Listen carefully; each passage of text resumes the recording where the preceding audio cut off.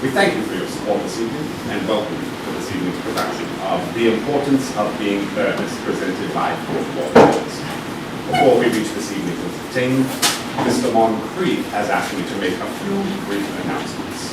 Firstly, there is no smoking inside the stage door or the facilities. If you are going to smoke, we ask that you please enjoy whatever it is you smoke outside. In the unlikely case of a fire, we ask that everyone please proceed carefully and calmly through the exit marked by the exit sign over your left shoulder. The facilities, should you require any, are at the end of the hall next to the stage. Please refrain from disturbing the actors behind the curtain. Video recording and flash photography is strictly prohibited during the show, and we ask that you please silence all the cellular devices. You'll notice that free snacks and refreshments have been made available to you. The best time to access these is probably before the show and during a brief 15-minute intermission. They are free, but we are gladly accepting donations as we are more than usually allowed. So, without further ado, please enjoy The Importance of Being Earnest.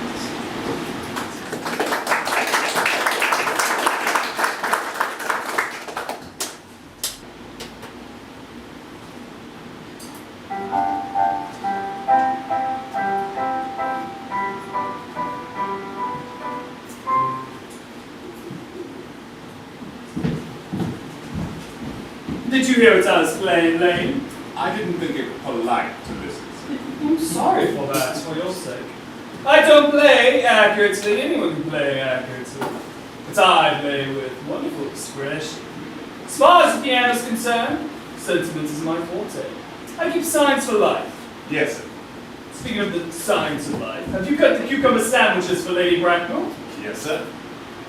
By the way, Lane, I saw that last Thursday night when Lord Shorman and Mr. Worthing were dining with me, 8 bottles of champagne on into this having been consumed. Yes, sir. 8 bottles and a pound. Why is it at a bachelor's establishment the servants invariably drink the champagne? I ask merely for information. I attribute it to the superior quality of the wine, sir. I have often observed that in merry households, champagne is rarely of a first-rate brand. Good heavens. Is marriage so demoralizing as that?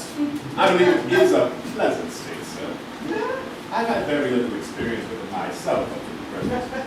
I've only been married once. That was a consequence of misunderstanding between myself and a young person. You don't think I'm much interested in your family life, Lane? No, sir, I hardly think of it myself. That will do, Lane.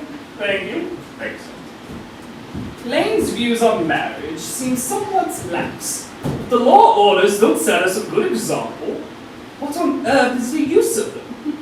They seem as a class to have absolutely no sense of moral responsibility. Mr. Ernest Worthing. How are you, my dear Ernest? What brings you uptown? Oh, pleasure, pleasure. What else should bring one anywhere? Eating as usual, I see, Algie. I believe it's quite customary in good society to have some slight refreshments at 5 o'clock. Where have you been since last Thursday? In the country. What on earth do you do there? Well, when one is in town, one amuses oneself. When one is in the country, one amuses other people. It is excessively boring. And who are the people you use? Oh, neighbors. Got nice neighbors in your part of Shropshire? Perfectly horrid. Never speak to one of them. How immensely you must amuse them. By the way, Shropshire is your county, is it not? Yeah, Shropshire? Yes, of course. But hello. Why all these cups?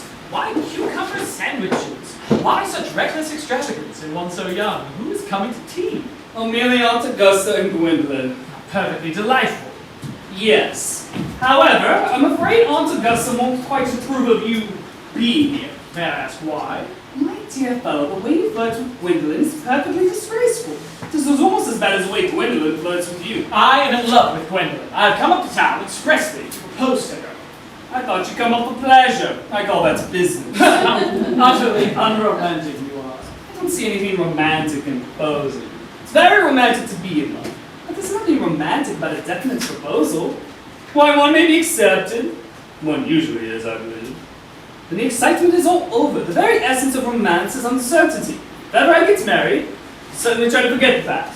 I have no doubt about that, my dear Algy. The divorce courts were specially invented for people whose memories are so curiously constituted. There's no use in speculating on that subject. Divorces are made in heaven. Don't touch the cucumber sandwiches. They're ordered specially for Aunt Augusta. But you've been eating them all the time. Well, that is a quite different matter. She is my aunt. Have some bread and butter. The bread and butter's for Gwendolyn. Gwendolyn is devoted to bread and butter. Quite good bread and butter it is, too. My dear fellow, you need not eat as if you're going to eat at all. You eat as if you're married to her already. You're not married to her already, and I don't think you ever will be. Why on earth do you say that? Well, in the first place, girls never marry the men they flirt with. Girls don't think it's right.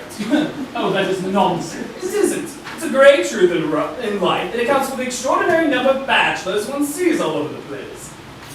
In the second place, I don't give my consent. Your consent.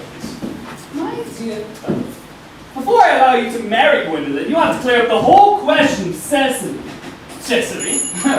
What on earth do you mean? What do you mean, Algy, by Cecily? I don't know anyone with the name of Cecily. Bring me that cigarette case Mr. Worthing left the last time he dined here. Yes. You mean to tell me you've had my cigarette case all this time? I wish to goodness you'd let me know. I've been writing frantic letters to Scotland Yard about it. They're nearly offering a large reward. Why would you would offer one? I happen to be more than usually hard up. There is no good offering a large reward now that the thing is found. That is rather mean of you, Ernest, I must say. However, it makes no matter for now that I look at the inscription inside. I find that this thing isn't yours after all. Oh, what do you mean? Of course it's mine. You've seen me with it 100 times, and you've no right whatsoever to read what is written inside. It is a very ungentlemanly thing to read a private cigarette case. It's absurd to have a hard and fast rule about what one should read and what one shouldn't. More than half of modern culture depends on what one shouldn't read. I am well aware of the fact that I don't propose to discuss modern culture. It's the sort of thing one should speak of in private. I simply want my cigarette case back. Yes, but this isn't your cigarette case. This cigarette case is a present from someone of the name of Cecily. And you said you didn't know anyone of that name. Well, if you want to know, Cecily happens to be my aunt. Your aunt. Yes, charming old lady she is too, lives at Tunbridge Wells. Now, give it back to me, Algy. Yes, but why does your aunt who lives at Tunbridge Wells call herself Little? From little Cecily with the fondest love. Well, my dear fellow, what on earth is there in that? Some aunts are tall, some aunts are not tall. Surely that is a matter that an aunt may be allowed to decide for herself. You seem to think that every aunt should be exactly like your aunt. That is absurd. Now, for heaven's sake, give me back my cigarette case. Yes, but why does your aunt, who lives at Tunbridge Wells, calls you her dear uncle? From little Cecily with the fondest love to her dear Uncle Jack. There's no objection I made to an aunt being a small aunt. Why an aunt, no matter what her size may be, should call her own nephew her uncle? I can't quite make it out. Besides, her name isn't Jack at all, it's Ernest. It isn't Ernest. It's Jack. You have always told me he was Ernest. I've introduced you to everyone as Ernest. You answer to the name of Ernest. You look as if your name was Ernest. You're the most earnest-looking person I ever saw. It's perfectly ridiculous. You're saying your name isn't Ernest. It's on one of your cards. Here's one of them. Mr. Ernest Worthing, B.R. the Albany. Keep this as proof your name is Ernest. If you ever attempt to deny to me, or to Gwendolyn, or to anyone else. Well, my name is Ernest in town, and Jack in the country. And the cigarette case was given to me in the country. Yes, but that does not account for the fact that your small aunt Cecily, who lives at Tunbridge Wells, calls you her dear uncle. Come. Oh boy, you much better have the whole thing out at once. My dear Algy, you talk exactly as if you were a dentist. This is very vulgar to talk like a dentist when one is not a dentist. It produces a false impression. That's exactly what dentists always do. Now go on, produce your explanation. I may say I've always suspected you of being a confirmed and secret Bunburyist, and I'm quite sure of it now. Bunburyist? What on earth do you mean by Bunburyist? I'll reveal to you that meaning of that incomparable expression as soon as you're kind enough to inform me why you're Ernest in town and Jack in the country. Well, produce my cigarette case first. Here it is. Now produce your explanation, and pray make it improbable. Oh, my dear fellow, there is nothing improbable about my explanation at all. In fact, it is perfectly ordinary. Old Mr. Thomas Cardew, who adopted me when I was a little boy, made me, in his will, guardian to his granddaughter, Miss Cecily Cardew. Cecily, who addresses me as her uncle for motives of respect you could not possibly appreciate, lives at my place in the country under the charge of her admirable governess, Miss Prison. Where is your place in the country, by the way? Oh, that is nothing to you, dear boy. You are not going to be invited. I may tell you candidly that it is not in Shropshire. I suspected that, my dear fellow. I bumbried all over Shropshire on 2 separate occasions. Now, tell me why you're Ernest in town and Jack in the country. Oh, my dear fellow, I don't know whether you'll be able to understand my real motives. You will hardly be serious enough. When one is placed in the position of guardian, one must adopt a very high moral tone on all subjects. It is one's duty to do so. And, as a high moral tone can hardly be said to conduce very much to either one's health or one's happiness, in order to get up to town, I have always pretended to have a younger brother named Ernest, who lives at the Albany and gets into the most dreadful scrapes. That, my dear Algy, is the whole truth, pure and simple. The truth is rarely pure and never simple. Modern life would be very tedious if it were either modern literature, complete impossibility. That would not be at all a bad thing. Literary criticism is not your forte, my dear fellow. Don't try it. Much leave it to the people who have been at university. They do it so well in the daily papers. What you really are is a bumbriest. I was quite right in saying you're a bumbriest. You're one of the most advanced bumbriest I know. What on earth do you mean? You have invented a very useful younger brother called Ernest in order to go to town as often as you like. I've invented an invaluable invalid called Bunbury in order to go down to the country whenever I choose. Bunbury is perfectly invaluable. If it wasn't for Bunbury's extraordinary bad health, for instance, I wouldn't be able to dine with you tonight at Willis's, for I've merely been engaged to Aunt Augusta for more than a week. I haven't asked you to dine with me anywhere tonight. I know. You're absurdly careless about sending out invitations. It's very foolish of you. Nothing annoys people more than not receiving invitations. You would much better dine with your Aunt Augusta. With the smallest intention of doing anything of the kind. To begin with, I dine down Monday. Once a week is quite enough to dine with one's own relations. Second place, whenever I do dine there, I'm always treated as a member of the family. I'm either sent down with no woman at all, or 2. In third place, we know perfectly well whom she placed me next to. She will place me next to Mary Buckwell, who always flirts with her own husband across the dinner table. It's not pleasant, indeed, it's not even decent. And that sort of behavior is enormously on the increase. The amount of women in London who flirt with their own husbands is perfectly scandalous. It looks so bad. It's simply washing one's clean linen in public. Besides, now that I know you're confirmed Bunburyist, I naturally want to talk to you about Bunbury. I want to tell you all the rules. I'm not a Bunburyist at all. If Gwendolyn accepts me, I'm going to kill my brother. Indeed, I think I'll kill him in any case. Little Cecily is too much interested in him, as it's rather a bore. So I'm going to get rid of Ernest, and I strongly advise you to do the same with your invalid friend with the absurd name. Nothing will induce me to part with Bunbury. If you ever get married, which seems to me extremely problematic, you'll be very glad to know who Bunbury is. A man who marries without knowing Bunbury has a very tedious time of it. That is nonsense. If I marry a charming girl like Gwendolyn, and she is the only girl I ever saw in my life that I would marry, I most certainly won't want to know Bunbury. Then your wife will. You don't seem to realize that a married life, 3 is a company and 2 is none. That, my dear young friend, is the theory that the corrupt French drama has been propounding for the past 50 years. Yes, and that the happy English home has proved in half the time. For heaven's sake, don't try to be cynical. It's perfectly easy to be cynical. It isn't easy being anything nowadays. There's a lot of beastly competition about it. That must be Aunt Augusta. Only relatives or creditors ever ring in that Wagnerian manner. If I get her out of the way for 10 minutes so you have an opportunity of proposing to Gwendolyn, may I dine with you tonight at Willis's? Oh, I suppose so, if you want to. Yes, but you must be serious about it. I hate people not serious about meals. They're so shallow of them. Lady Rackle and Miss Fairfax. Welcome, dear Arthur. I hope you are behaving very well. I'm feeling very well, Aunt Augusta. That's not quite the same thing. In fact, the 2 things rarely go together. Dear me, you are smart. I am always smart, aren't I, Mr. Worthing? You are quite perfect, Miss Fairfax. Oh, I hope I'm not that. It would leave no room for developments and I intend to develop in many directions. I'm sorry if we are a little late, Algernon, but I was obliged to call on dear Lady Harvey. I hadn't been here since her poor husband's death. I never saw a woman so altered. She looks quite 20 years younger. And now I'll have a cup of tea and one of those nice cucumber sandwiches you promised me. Certainly, Aunt Augusta. Won't you come and sit here, Gwendolyn? Oh, thanks, Mama. I'm quite comfortable where I am. Good heavens! Lane! Yes, sir. Why are there no cucumber sandwiches? There were no cucumbers in the market, sir. I went down twice. No cucumbers? No, sir, not even for any money. That's what you think. Thank you. Thank you, sir. I'm greatly distressed, Aunt Augusta, about there being no cucumbers.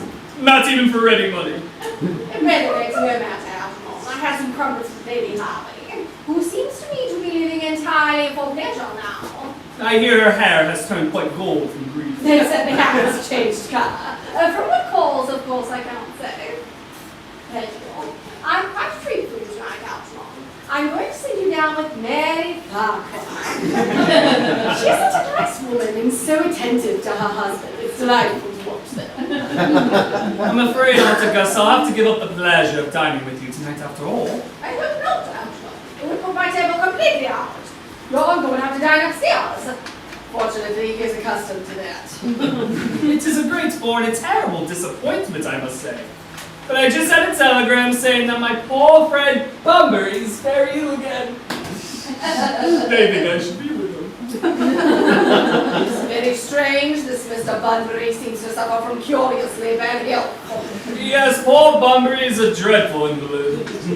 Well, I must say, Algernon, that I think it is high time that Mr. Bunbury made up his mind whether he was going to live or die. This shilly-shallying question is absurd. Nor do I in any way approve of the modern sympathy with invalids. I consider it morbid. Illness of any kind is hardly a thing to be encouraged in our house. Health is the primary duty of life.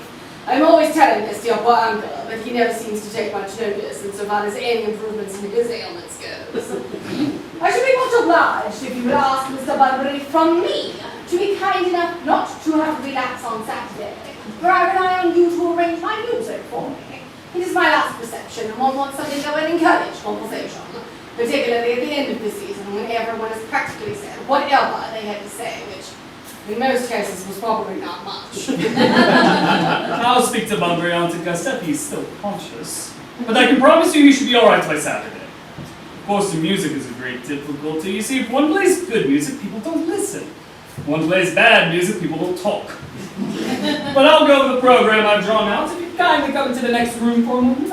Thank you, Algernon. Very wonderful. I'm sure the program will be delightful after a few explanations. French songs I cannot possibly allow. People always seem to think they are improper, but German sounds a thoroughly respectable language, and indeed I believe it is so. Gwendolyn, you will accompany me. I certainly, Mama.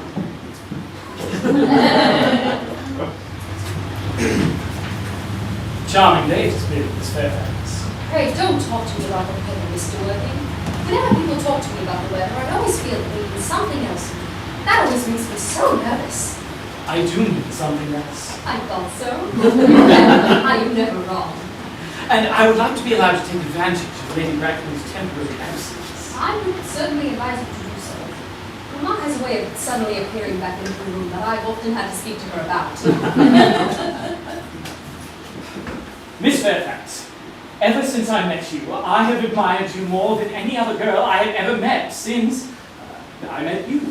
I'm quite aware of the fact, and I often wish that in public, anyway, were a bit more demonstrative. For me, you have always had an irresistible fascination. And even before I met you, I was far from indifferent to you. We live, as I hope you know, Mr. Worthing, in an age like yours. The fact is constantly mentioned in the more expensive monthly magazines and has reached the provincial pulpits, I'm told. And, well, my ideal has always been to love someone wildly and earnest. There is something in that name that inspires absolute confidence. And for the moment, I was not hoping that he had a friend called Ernest. I knew I was destined to love you. Gwendolyn, you really love me? Passionately. Oh, darling, you don't know how happy you've made me. My own Ernest. But you don't mean to say you wouldn't love me if my name wasn't Ernest, do you? Oh, but your name is Ernest. Yes, I know it is. But supposing it was something else, do you really mean to say you couldn't love me then? Oh, that is certainly a metaphysical speculation. Though, like most metaphysical speculations, there's very little reference to the actual facts of real life as we know them. Yes, personally, darling, to be quite candid, I don't much care for the name of Ernest. I don't think it suits me at all. It suits you perfectly. It is a divine name. It has a music of its own. It produces vibrations. Vibrations? Oh, well, I must say, I think there are lots of other much nicer names. I think, for instance, Jack would be a charming name. Jack. No, there's very little music in the name of Jack, any at all. It does not thrill, it produces no vibrations. I've known several Jacks, and they all, without exception, have been more than usually plain. Besides, Jack is a notorious domesticity for John, and I believe any woman who is married to a man called John she would probably never be allowed to know the entrancing pleasure of a single woman's solitude. The only really safe one is Ernest. Gwendolyn, I must be christened at once. I mean, we must get married at once. There is no time to be lost. Married, Mr. Worthing? Well, surely, you know that I love you, and you led me to believe, Miss Fairfax, you are not absolutely indifferent to me. Well, I adore you, but you haven't proposed to me yet. Why, nothing has been said at all about marriage. The subject hasn't even been touched on. Well, may I propose to you now? I think it would be an admirable opportunity. And to spare you impossible disappointment, Mr. Worthing, I think it's only fair to tell you quite frankly beforehand that I am fully determined to accept you.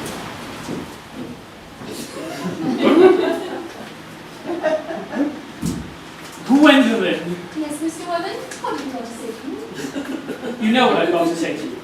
Yes, but you don't say it. Gwendolyn, will you marry me? Oh, of course, darling. How long have you been about it? I'm afraid you have very little experience in how to propose. My own one. I've never loved anyone in the world but you. Yes, but men often propose for practice. I don't know my brother Gerald does. All my girlfriends tell me about it. What wonderful blue eyes you have, Ernest. They are quite blue. I hope you will always look just like that, especially when there are other people present. Mr. Worthing, rise from this semi-common posture. It is most indecorous. I must beg you to retire. This is no place for you. Besides, Mr. Worthing is not quite finished yet. Finish what, may I ask? I am engaged to Mr. Worthing, Mamma. Pardon me, but you are not engaged. When you do become engaged to someone, I or your father, should his health permit him, will inform you of the fact. An engagement should come upon your girl as a surprise, pleasant or unpleasant as the case may be. It is hardly a matter that she could be allowed room range for herself. And now I have a few questions to put to you, Mr. Worthing. While I am making these inquiries, you, Gwendolyn, will wait for me below in the carriage. But Mamma, In the carriage, Gwendolyn. Gwendolyn, in the carriage! Yes, Mama! And take a seat, Mr. Worthing. Thank you, Lady Bracknell. I prefer standing. I feel bound to tell you that you're not down on my list of eligible young men. Although I share the same list as the dear Duchess of Bolton has, we work together, in fact. However, I am quite ready to enter your name, should your answers be what a really affectionate mother requires. Do you smoke? Well, yes, I must admit I smoke. Oh, I'm glad to hear it. Man should always have an occupation of some kind. There are far too many idle men in London as it is. How old are you? 29. Very good age to be married at. I have always been of the opinion that a man who desires to be married should either know everything or nothing. Which do you know? I know nothing, Lady Bracknell. I'm pleased to hear it. I'm not in favour of anything that tampers with natural ignorance. Ignorance is like a delicate exotic fruit. Touch it and the bloom is gone. The whole theory behind modern education is radically unsound. Fortunately, in England at any rate, it produces no effect whatsoever. If it didn't, it would prove a to the upper classes, and likely lead to acts of violence on Grosvenor Square. What is your income? Between 7,000 and 8,000 a year. In land or investments? In investments, chiefly. That is satisfactory. What between the duties expected of one during one's own lifetime and the duties exacted after one's own death, land has ceased to be a profit or pleasure. It provides one position and prevents one from keeping it up. It is all that can be said about land. I have a country home with some land, of course, attached to it. About 1,500 acres, I believe, but I don't depend on that for my real income. In fact, as far as I can make out, the poachers are the only ones who can make anything out of it. A country house. How many bedrooms? That Madigan clever bathrooms. Your townhouse at home. A girl with a simple, unspoiled nature like Gwendolyn can hardly be expected to reside in the country. I own a home in Belgrave Square, but it is let by the year to Lady Bloxham. I can get it back whenever I like, with 6 months' notice. Lady Bloxham? I don't know her. Oh, she goes about very little. She is a lady considerably advanced in years. Nowadays that is no guarantee of respectability of character. The foot number in Belgrave Square. 149. Oh, the unfashionable side. I thought there was something. However, that could easily be altered. Do you mean the fashion or the size? Both if necessary, I presume. What's your politics? Well, I'm afraid I really have none. I'm a liberal unionist. Oh, they come to Tories. They dine with us, or come in the evening at any rate. And now on to minor matters. Are your parents living? I have lost both my parents. Both? To lose one parent, Mr. Worthing, may be regarded as a misfortune. To lose both looks like carelessness. Who was your father? He was evidently a man of some wealth. Was he born in what the medical papers call the purple of coals? Or did he rise from the ranks of the aristocracy? I'm afraid I really don't know, Lady Bracknell. I said I had lost my parents, but it would be nearer to the truth to say that my parents seem to have lost me. I don't actually know who I am by birth. I was found. Found? Yes. Mr. Thomas Cardew, a kindly old gentleman, a very charitable and kind disposition, found me and gave me the name of Worthing because he happened to have a first-class ticket for Worthing in his coat pocket at the time. Worthing is a place in Sussex. It is a seaside resort. And where did this charitable gentleman with the first-class ticket to this seaside resort find you? In a handbag. A handbag? Yes, Lady Bracknell, a handbag, a somewhat large, black leather handbag with handles to it. An ordinary handbag, in fact. And where did this Mr. James or Thomas Cardew find this ordinary handbag? In the cloakroom at Victoria Station. It was given to him as a mistake for his own. The cloakroom at Victoria Station? Yes, the Brighton line. The line is immaterial! Mr. Worthing, I confess I feel somewhat bewildered by what you have just told me. To be born, or at any rate, bred in a handbag, whether it had handles or not, seems to me to display a contempt for the ordinary decencies of family life, that remind one of the worst excesses of the French Revolution. And I presume you know what that unfortunate movement led to. As for the particular locality in which the handbag was found, a cloakroom and a railway station might serve to conceal any social indiscretion. Has probably indeed been used for that purpose before now, and can hardly be regarded as an assured basis for a recognized position in good society. Well, may I ask what you advise me to do? I need hardly say I would do anything in the world to ensure Gwendolyn's happiness. I would strongly advise you, Mr. Worthing, to try to acquire some relations as soon as possible, and to make a definite effort, at any rate, to acquire one parent of either sex before the season is quite over. I don't see how I could possibly manage to do that. I can produce the handbag at any moment. It's in my dressing room at home. I really think that should satisfy you, Lady Bracknell. Me? So what was it to me? You can hardly imagine that I, or Lord Bracknell, could allow our only daughter, a girl brought up with the utmost care, to marry into a cloakroom and form an alliance with a castle? Good morning, Mr. Burns.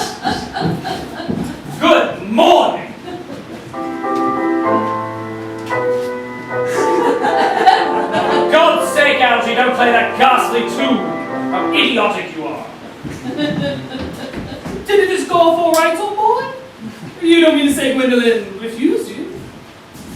I know it is a way she has. She's always refusing people. I think it's as most ill nature of her. No, Gwendolyn is right as a trivet. As far as she's concerned, we're engaged. Her mother is perfectly unbearable. Never met such a gorgon. I don't really know what a gorgon is like, but I'm quite sure Lady Bracknell is one. At any rate, she's a monster without being a myth, which is rather unfair. I beg your pardon, Algy. I suppose I shouldn't speak of your own aunt in that way before you. My dear fellow, I love hearing my relations abused. It is the only thing that makes me put up with them at all. Relations are simply a tedious pack of people who haven't the remotest knowledge of how to live, nor the smallest instinct about when to die. No, that is nonsense. It isn't. Well, I won't argue about the matter with you. You always want to argue about things. That's what things were originally made for. Upon my word, if I thought that, I'd shoot myself.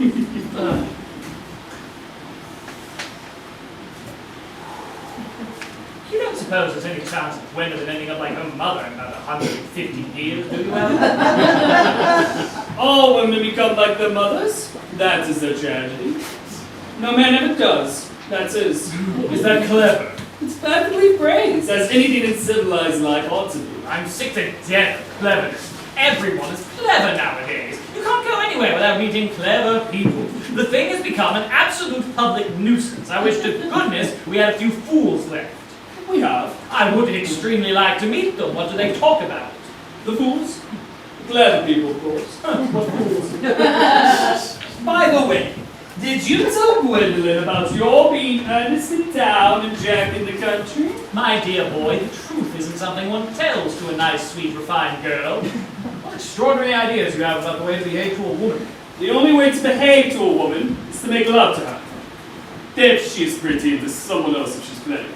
Oh, that is nonsense. What about your brother? What about the profligate Ernest? No, by the end of the week I shall have got rid of him. I'll say he died in Paris of apoplexy. Lots of people die of apoplexy quite suddenly, don't they? Yes, but it's hereditary, my dear fellow. It's the sort of thing that runs in families. You ought to say a severe chill. Ah, you are sure a severe chill isn't hereditary or anything of that kind? Of course it isn't. Well then, my poor brother Ernest is to be carried off suddenly in Paris by a severe chill. That gets rid of him. But I thought you said that Miss Cardew was a little too much interested in your poor brother Ernest. Oh, that is all right. Cecily is not some silly, romantic girl, I'm glad to say. She has a capital appetite, goes on long walks, and pays no attention at all to her lessons. I'd rather like to see the Cecily. I shall take good care you never do. She is excessively pretty and only just 18. Have you told Gwendolyn yet you have an excessively pretty ward who's only just 18? One doesn't blurt these things out to people. Gwendolyn and Cecily are perfectly certain to become extremely great friends. I bet you anything you like that half an hour after they have met, they will be calling each other sister. Women only do that when they've called each other a lot of other things first. Now, we really must go and get dressed if we want to get a good table at Willis's. You know, it's nearly 7. No, it is always nearly 7. Well, I'm hungry. I never knew you when you want. What shall we do after dinner? Go to the theater? Oh no, I loathe listening. Well, let us go to the club. Oh no, I hate talking. Well, we might trot around the Empire at 10. No, I can't bear looking at things. It's so silly. Well, what shall we do then? Nothing. It's awfully hard work doing nothing. However, I don't mind hard work if there's no definite object of any kind. Miss Fairfax. Gwendolyn, on my word. Algy, kindly turn your back. I have something very particular to say to Mr. Worthing. Gwendolyn, I don't think I can allow this at all. Oh, gee, you always adopt a strictly immoral attitude towards life. You are not quite old enough to do that. My own brother. Ernest, we may never be married. And from the expression on your face, I fear we never shall. You parents nowadays pay any regard to what their children say to them. The old-fashioned respect for the youngest thus dying out. Any influence I had over my eyes was at the age of 3. Although she may correct us from the image and life. I may marry someone else very often. Nothing she could possibly do could alter my eternal devotion to you. Dear Gwendolyn. The story of your romantic daughter as related to normal, unpleasing comments, has naturally stirred the deeper fibers of my being. Christian has an irresistible fascination. The simplicity of your character makes you exquisitely incomprehensible to me. Your town address at the Albany I have. What is your address in the country? The Manor House, Woolton, Hertfordshire. There is the postal service, I suppose. It may be necessary to do something drastic, but of course will require serious consideration. I will communicate with you daily. I own one. How long do you remain in town? Until Monday. Algie, you may turn round now. Thanks, I've turned around already. You may also ring the bell.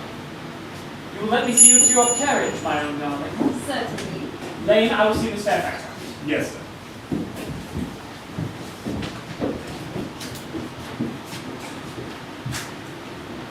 Glass of sherry, Lane. Yes, sir. Tomorrow, Lane, I'm going bumpering. Yes, sir. I shall probably not be back till Monday.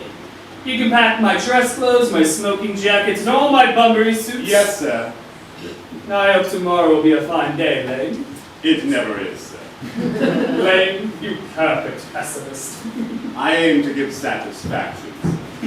Mr. Ernest Word. Now there is a sensible, intellectual girl, the only girl I ever cared for in my life. What on earth are you so amused at?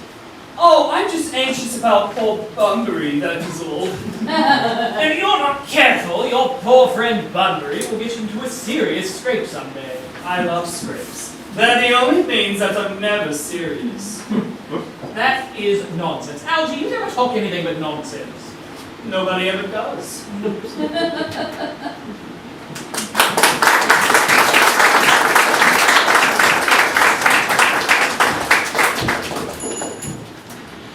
Cecily?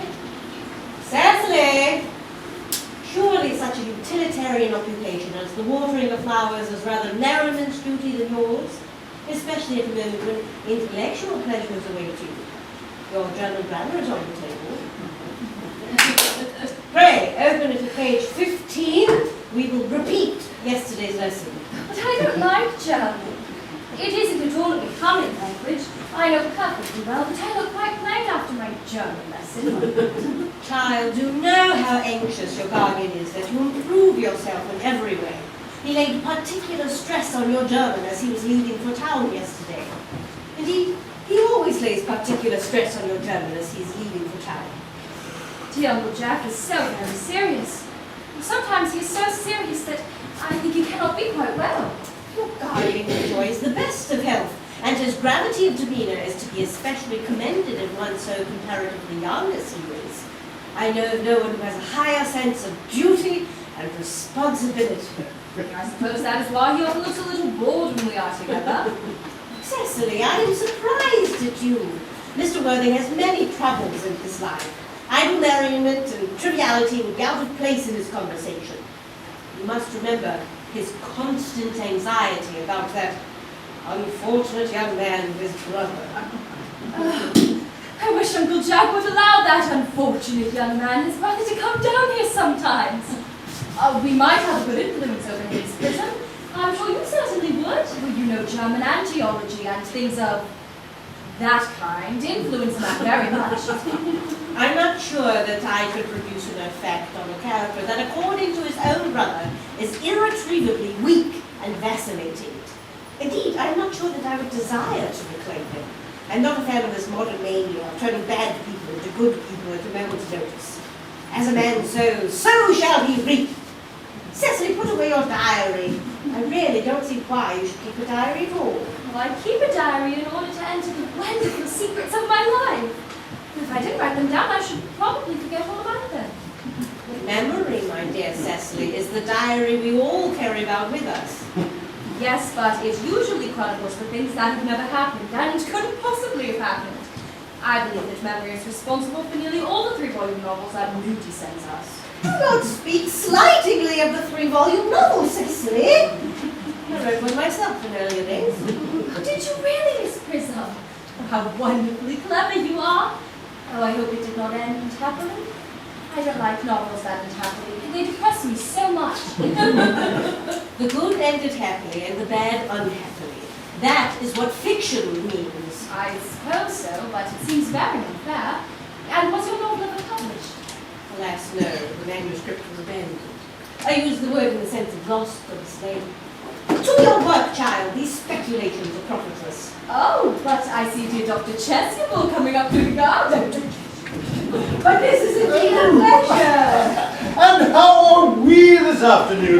Miss Prism, you are, I trust, well? Oh, Miss Prism has just been complaining of a slight headache. Oh. I think it would do her so much good to go for a short stroll with you in the park, Dr. Chasuble. Cecily, I have not mentioned anything about her headache. Oh, no, dear Miss Prism, I know that. Only I felt it instinctively that you had a headache.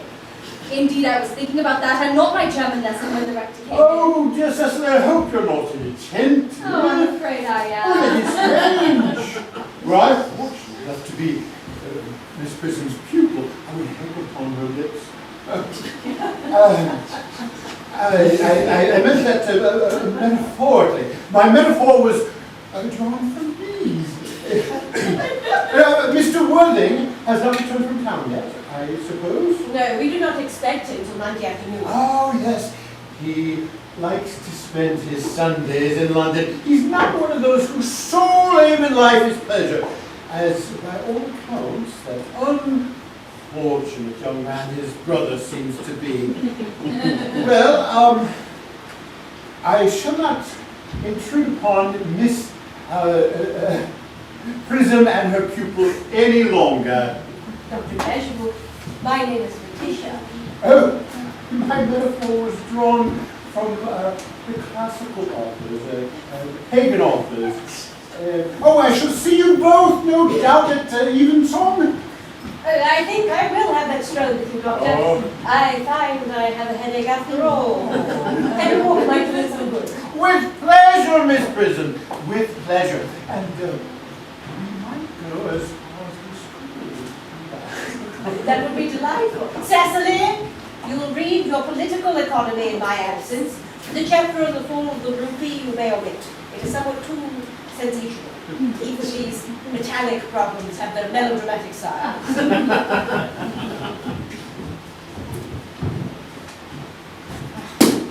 Horrid political economy, horrid geography, horrid German.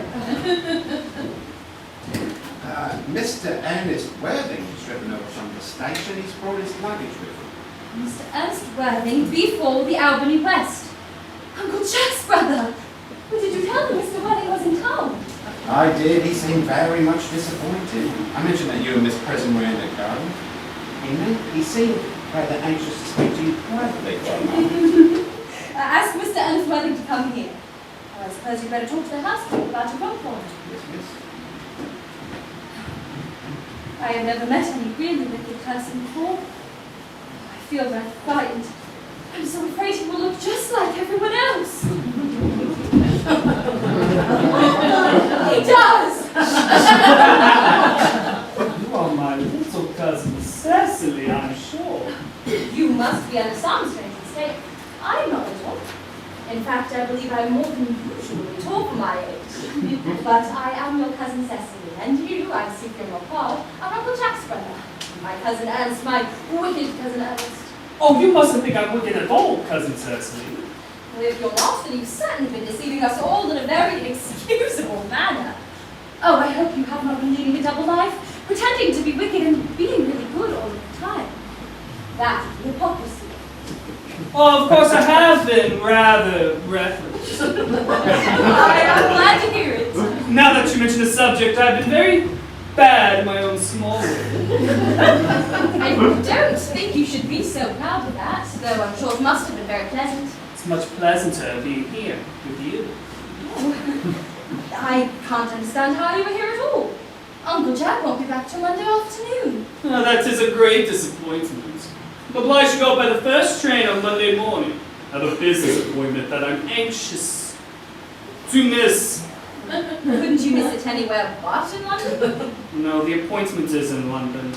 Oh, well, I understand, of course, how important it is not to keep a business engagement if one wants to retain any sense of the beauty of life.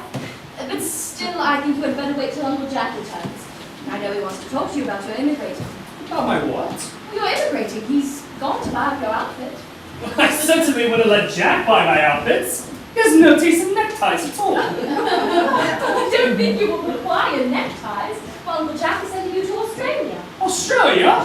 I assume not. Well, he said at dinner on Wednesday night that you'd have to choose between this world, the next world, and Australia. Well, the accounts I've heard of Australia and the next world are not particularly encouraging. This world's good enough for me, Cousin Cecily. Yes, but are you good enough for it? I'm afraid I'm not that. That's why I would want you to reform me. Do you mind making that your mission, Cousin Cecily? I'm afraid I have no time this afternoon. Well, would you mind my reforming myself this afternoon? It is rather quixotic of you, but I think you should try. I will. I feel better already. You're looking a little worse. That is because I'm hungry. How thoughtless of me. I should have remembered that when one is going to lead an entirely new life, one requires regular and wholesome meals. Won't you come in? Thank you. Might I have a buttonhole first? I never have any appetites unless I have a buttonhole first. Marshal Neal. I sooner have a pink rose. Why? Because you're like a pink rose, Cousin Cecily. I don't think it can be right for you to talk to me like that. Miss Prism never says such things to me. Then Miss Prism is a short-sighted old lady. You are the prettiest girl I ever saw. Miss Prism says that all good looks are a snare. They are a snare that every sensible man would like to be caught in. I don't think I can catch a sensible man. I shouldn't know what to talk to him about.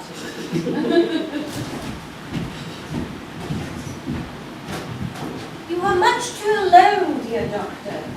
You should get married. A misanthrope I can understand. A woman thrope, never. Oh, believe me, I do not deserve so neologistic a phrase. The precept, as well as the practice, in the primitive church was distinctly against matrimony. And that is precisely why the primitive church has not lasted up to the present day. And you do not seem to realize, dear doctor, that by persistently remaining single, a man converts himself into a public temptation. Men should be more careful. This very celibacy may lead weaker vessels astray. Is a man not equally attractive when married? No married man is ever attractive except to his wife. Well, not even to her. That depends on the intellectual sympathies of the woman. Maturity can always be depended on. Ripeness can be trusted. Young women are green. Oh! I spoke horticulturally. Oh, yes. My metaphor was drawn from fruits. But where is Cecily? She follows to the schools. Oh, Mr. Wood. Mr. Welling? Oh. This is indeed a surprise. We did not expect you till Monday afternoon. Yes, I have returned sooner than I expected. Dr. Chasuble, I hope you are well. Oh, Mr. Worthing, I hope that this garb of woe does not betoken some terrible calamity. My brother. Oh, shameful debts and extravagance. Still leading his life of extravagance. Dead. Oh! Your brother is dead? Yes, quite dead. Mr. Worthing, I offer you my sincerest condolences. You can console yourself knowing that you were always the most generous and forgiving of brothers. Yes, our poor Ernest. He had many faults, but it is a sad, sad Oh, blow. it's very sad indeed. Were you with him at the end? No, he died abroad, in Paris, in fact. Well, was the cause of death mentioned? A severe chill, it seems. As a man sows, so shall he reap. Oh, the charity, Miss Prism, charity. We all have our faults. I myself am peculiarly susceptible to drafts. Now, will the internment take place here? No, he seems to have expressed a desire to be buried in Paris. Paris? Oh. I fear that hardly points to any very serious state of mind at the last. You would no doubt wish me to make some slight allusion to this tragic domestic affliction next Sunday. My sermon on the meaning of the manna in the wilderness can be adapted to almost any occasion, joyous or, as in this case, distressing. I have preached it on harvest celebrations, christenings, confirmations, on days of humiliation, on festal days, and then the last time I delivered it was in the cathedral as a charity sermon on behalf of the Society for the Prevention of Discontent among the upper orders. Now, the bishop who was there was much struck by some of the analogies. You mentioned christenings, I believe, Dr. Chasuble. I suppose you know how to christen all right. I mean, you are continuously christening, I suppose. It is one of the rector's most constant duties in this parish. I have often spoken to the poorer classes on this subject, but they don't seem to know what thrift is. Now, is there any particular infant whom you're interested in? Your brother was, I believe, unmarried. Oh, yes. People who live entirely for pleasure usually are. But it is not for any child, dear doctor. I'm quite fond of the children, but no, I would like to be christened myself this afternoon if you've done it. Surely, Mr. Worthing, you've already been christened. I can't remember anything about it. Have you any grave doubts on the subject? I certainly intend to have it. But I don't know if the thing would bother you in any way, or if you think I'm a little too old. Oh, no. Sprinkling as well as immersion is a perfectly canonical practice of the primitive church. Immersion? Oh, no, you need have no apprehension. Sprinkling is all that is necessary. Indeed, I think all that is advisable. Our weather is so changeable. At what hour would you wish the christening to be performed? Oh, I might drop round about 5, if that would suit you. Perfectly. Oh, as a matter of fact, I have 2 other similar ceremonies to be performed at that time. A case of twins that happened on one of the outlying cottages on your own estate. Case of twins. Oh. No, I don't think I should like to be christened along with other babies. It would be childish. Would 5:30 do? Perfectly. And now, Mr. Worthing, I think that I will leave this house of woe. I merely beg you not to be too much weighed down by grief. What seem to us to be bitter disappointments and trials are often blessings in disguise. This seems to me a blessing of an extremely obvious kind. Uncle Jack! Oh, how pleased I am to see you back! Oh, but what horrid clothes you've got on. Do come and change this. Oh, my dear. What is the matter, Uncle Jack? Do look happy. You look as though you've had a toothache, and I've got such a surprise for you. Who do you think's in the dining room? Your brother! Your brother Ernest, you're out about half an hour ago. What nonsense, I haven't got a brother.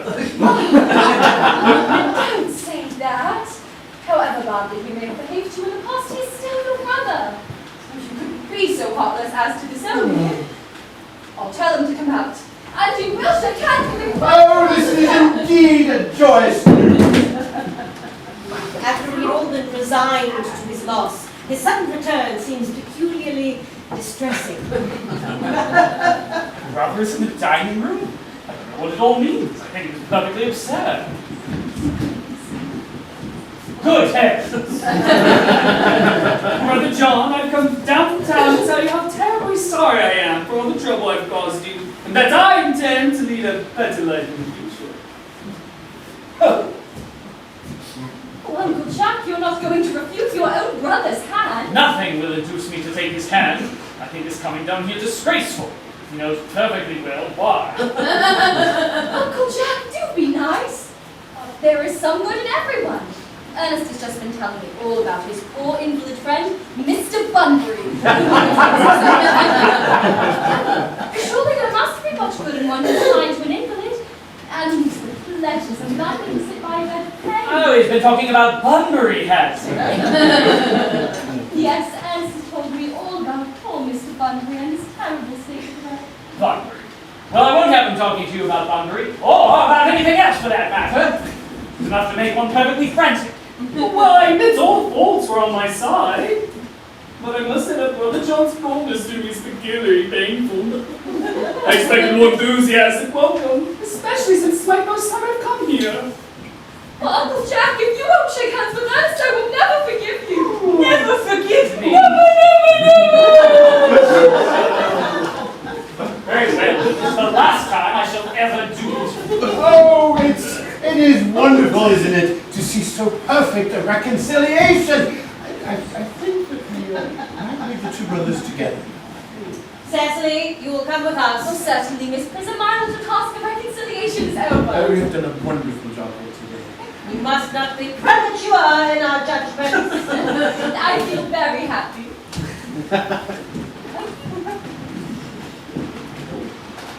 You young scoundrel, Algy! You must get out of this place as soon as possible. I don't allow any bunburying here. I've put Mr. Ernest's things in the room next to yours, sir. I suppose that's all right. What? His luggage, sir. Put it in the room next to yours. His luggage? Yes, sir. 3 portmanteaus, dressing case, 2 hat boxes, and a large lunch set. I'm afraid I can't stay more than a week this time. Merriman, order the dog cart at once. Mr. Ernest has been suddenly called back to town. Yes, sir. What's a fearful lie you are, Jack? I've not been called back to town at all. Yes, you have. I haven't heard anyone call me. Your duty as a gentleman calls you. My duty as a gentleman has never interfered with my pleasures in the smallest degree. I can quite understand that. Well, Cecily is a darling. You are not to talk of Miss Cardew like that. I don't like it. Well, I don't like your clothes. You look perfectly ridiculous in them. It's perfectly childish to be indeed mourning for someone who's actually stayed in your house for a week as a guest. I call it grotesque. You are certainly not staying with me for a whole week as a guest or as anything else. You have got to leave by the 4:05 train.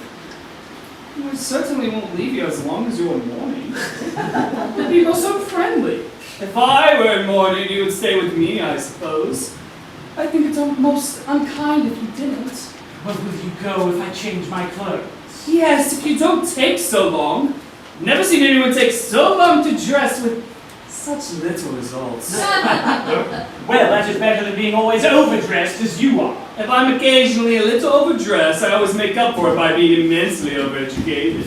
Your vanity is ridiculous. Your conduct is an outrage, and your presence in my garden utterly absurd. However, you've got to catch the 4:05, and I hope you will have a pleasant journey back to town. This bunburying, as you call it, has not been a great success for you. I think it's been a great success. I'm in love with Cecily, and that is everything. But I must see her before I go. Make arrangements for another bunbury. Ah, there she is. Oh, I really came back to water the roses. I thought you were with Uncle Jack. He's gone in order to dock off me. Oh, is he going to take you for a nice drive? He's going to send me away.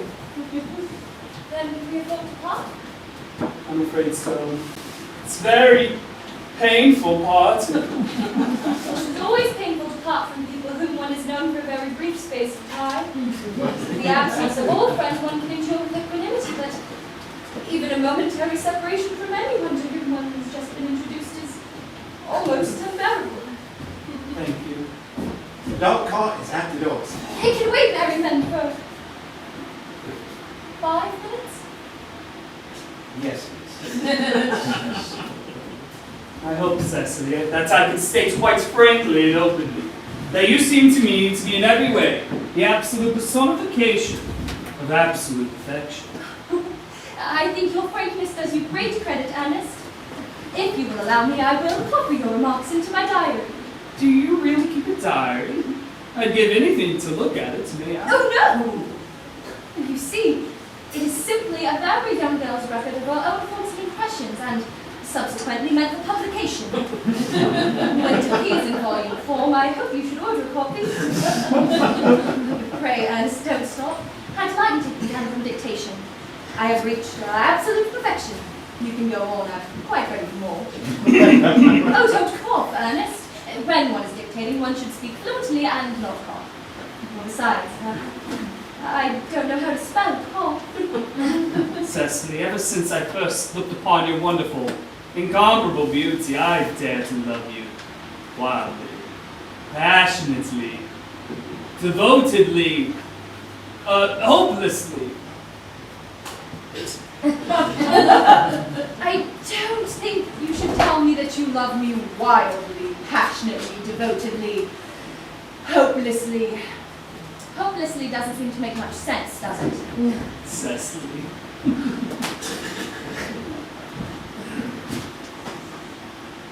The dog park is waiting, sir. Tell to come around next week at the same hour. Yes, sir. Uncle Jack would be very annoyed if he knew you were staying on till next week at the same hour. I don't care about Jack at all, or anyone else in the whole world but you. I love you, Cecily. You will marry me, won't you? You silly boy, of course! Why, we have been engaged for the past 3 months! For the past 3 months? Yes, it will be exactly 3 months on Thursday.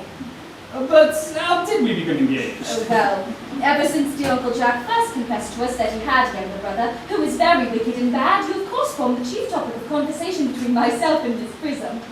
And of course the man who was much talked about was always rather attractive. And one feels there must be something in him after all. I dare say it was foolish of me, but I fell in love with you, Ernest. Darling. When was the engagement actually settled? On the 14th of February last. Worn out by your entire ignorance of my existence, I determined to end the matter one way or the other, and after a long struggle with myself, I accepted you. Under this dear old tree. The next day, I bought this little ring in your name. And this is the little bangle with the true lover's knot that I promised you always to wear. Did I give you that? It's very pretty, isn't it? Yes, you've wonderfully good taste, Ernest. It's the excuse I've always given you for leading such a bad life. And this is the box in which I keep all your dear letters. My letters! Well, my sweet darling, I've never written you any letters. You need hardly remind me of that, Ernest. I remember only too well that I was forced to write your letters for you. I wrote always 3 times a week and sometimes oftener. Do let me read them. Oh, no, I couldn't possibly. They would make you far too conceited. The 3 you wrote me after I first broke off our engagement are so beautiful and so badly spelled that even now I can hardly read them without crying. But was our engagement ever broken off? Of course it was. On the 22nd of last March, you can see the entry if you'd like. Today I broke off my engagement with Ernest. I feel it is better to do so. The weather still continues charming. But why on earth would you break it off? What had I done? I'd done nothing at all. Cecily, I'm very hurt indeed to hear you broke it off. Particularly when the weather was so charming. It would hardly have been a really serious engagement if it hadn't been broken off at least once. But I forgave you before the week was out. It's a perfect angel you are. You dear romantic boy. I hope your hair curls naturally, does it? Yes, with a little help from others. I'm so glad. You'll never break off our engagement again. No, I don't think I could break it off now that I've actually met you. Besides, of course, there is the question of your name. Yes, of course. You must not laugh at me, darling, but it has always been a girlish dream of mine to love someone whose name was Ernest. There's something in that name that inspires absolute confidence. I pity any poor married woman whose husband is not called Ernest. But my own darling, do you really mean you couldn't love me if I had some other name? What other name? Any name you like, Algernon, for instance. I don't like the name of Algernon. My sweet, oh, loving little darling. I don't know why you should oppose of a name like Algernon. It's not a bad name at all. In fact, it's a rather aristocratic name. Half the chaps who get into bankruptcy courts are called Algernon. But seriously, as I see it, my name were Algie. Couldn't you love me? I might respect you, Ernest. I might admire your character, but I fear that I should not be able to give you my undivided attention. Your rector here is, I suppose, fairly experienced in all the rites and ceremonials of the church. Oh, yes, Dr. Chasuble is a most learned man. But he's never written a single book, so you can imagine how much he knows. I must seem a most important christening. I mean, a most important business. Oh? I shan't be away for more than half an hour. Considering that we have been engaged since February the 14th and that I have only met you today for the first time, I think it is rather hard you should leave me for so long and give me this half an hour. Couldn't you maybe 20 minutes? I'll be back in no time.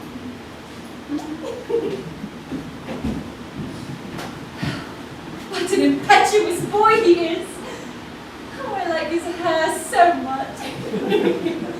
Oh, I must enter his proposal in my diary.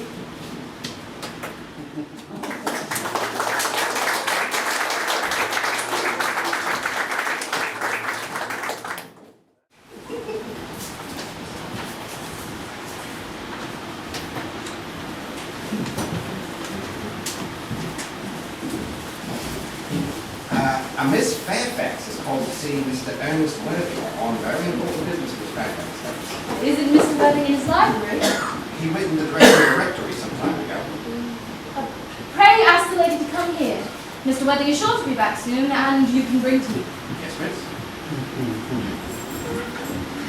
Miss Fairfax, I suppose one of the many good elderly women who are associated with Uncle Jack in some philanthropic work in London. I don't quite like women who are interested in philanthropic work. I think it is so forward of them. Miss Fairfax.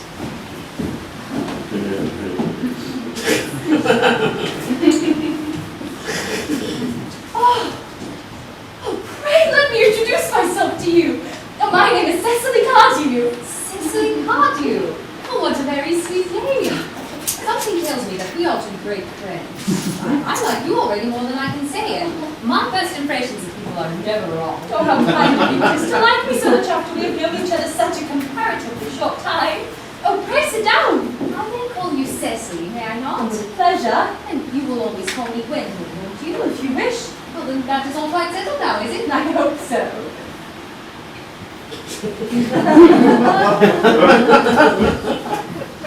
Perhaps this might be a favourable opportunity for my mentioning who I am. My father is Lord Bracknell. You have heard of Papa, I suppose? I don't think so. Now, outside the family circle, Papa, I'm glad to say, is entirely unknown.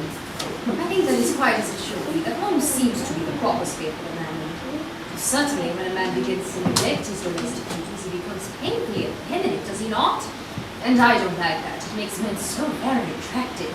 Cecily, my mother's views on education are remarkably strict, has raised me to be extremely short-sighted, so you might mind looking at you through my glasses. Oh, no, I'm very fond of being looked at.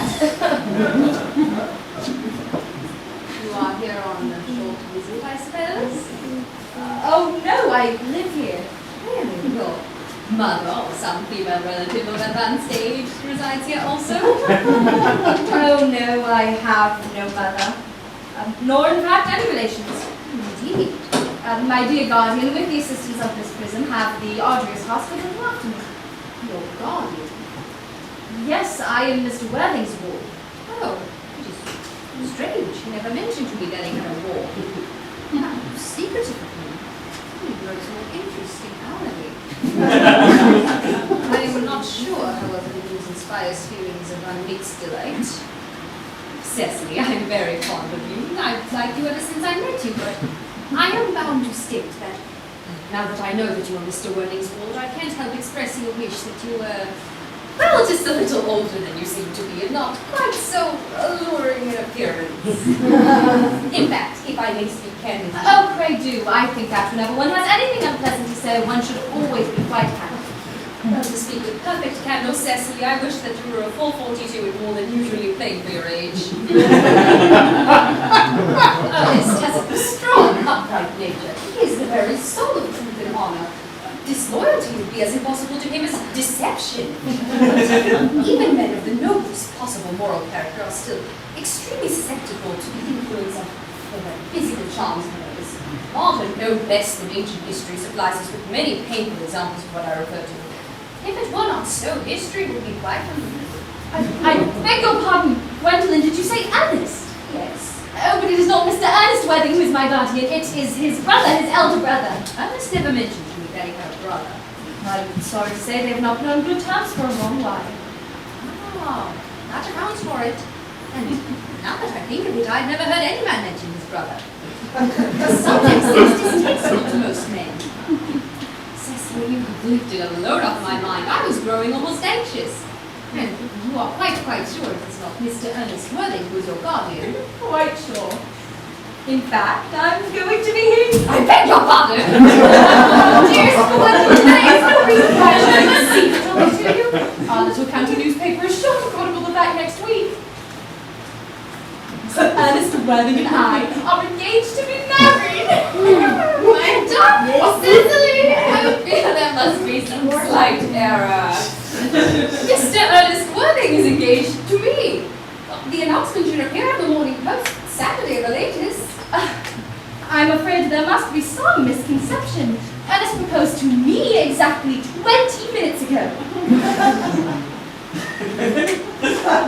He is certainly very curious. Well, he asked me to be his wife yesterday afternoon at 5:30. But if you care to verify the incident,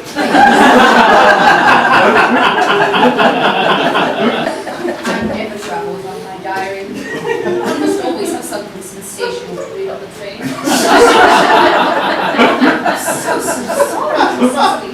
It is indiscriminate, but I'm afraid that I have the prior claim. It would distress me more than I can tell you, dear Gwendolyn, if it caused you any mental or physical anguish.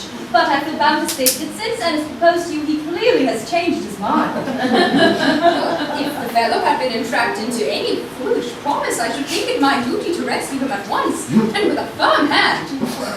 Whatever unfortunate entanglement my dear boy may have gotten into, I will never reproach him with it after we are married. Do you allude to me, Miss Cardew, as an entanglement? You are presumptuous. On an occasion like this, it becomes more than a moral duty to speak one's mind. It becomes a pleasure. Do you suggest, Miss Fairfax, that I entrapped Ernest into an engagement?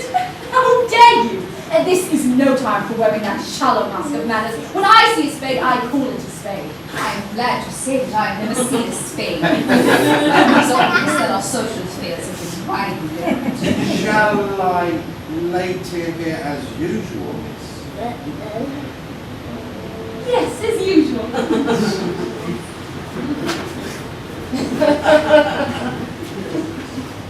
Are there many interesting walks in the vicinity, Miss Cardew? Oh yes, a great many. From the top of one of the hills quite close, one can see 5 counties. 5 counties? I don't think I could like that. I hate crowds. I suppose that is why you live in town. Quite a well-kept garden this is, Miss Cardew. So glad you like it, Miss Fairfax. I had no idea there were any flowers in the country. Oh, flowers are as common here, Miss Fairfax, as people are in London. Personally, I cannot understand how anyone manages to exist in the country. If anybody knows anybody does. The country almost bores me to death. This is what the newspapers are calling agricultural depression, is it not? I hear the aristocracy are suffering very much from it at present. It is almost an epidemic amongst them, I have been told. May I offer you some tea, Miss Fairfax? Thank you. Detestable girl. Quiet tea.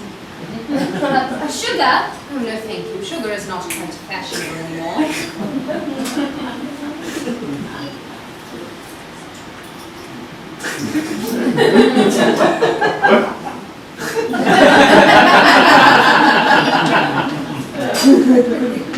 Cake or bread and butter? Bread and butter, please. Cake is rarely seen at the best of houses nowadays.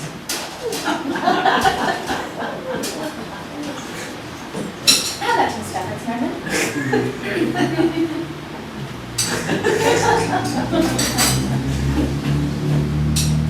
You have filled my tea with lumps of sugar, and though I asked most distinctly for bread and butter, you have given me cake. But I am known for the gentleness of my disposition and the extraordinary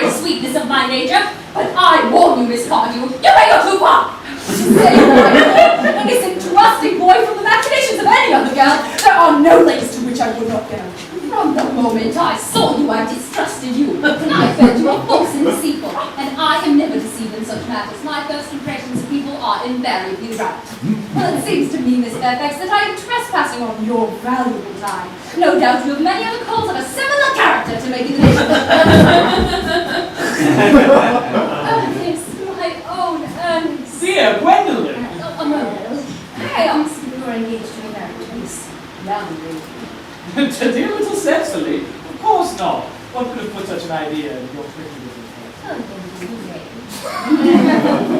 I knew there must have been some misunderstanding, Miss Fairfax. For the gentleman whose arm is at present around your waist is my dear guardian, Mr. John Worthing. I beg your pardon. This is Uncle Jack. Jack. So here is Ernest. My own love. Never a bit. May I ask you, are you engaged to be married to this young lady? To what young lady? Good heavens, Gwendolyn! Gwendolyn. I'm moving to Gwendolyn. Of course not! What could have put such an idea into your pretty little head? Thank you. You may. I heard there was a right air of Miss Cardew. Well, the gentleman who is now embracing you is my cousin, Mr. Algernon Moncrief. Algernon Moncrief? Are you called Algernon? I cannot deny it. Oh, is your name really John? I could deny it if I liked. I could deny anything if I liked. But my name certainly is John. It's been John for years. Gross deception has been practiced on both of us. Oh, my poor wounded Cecily.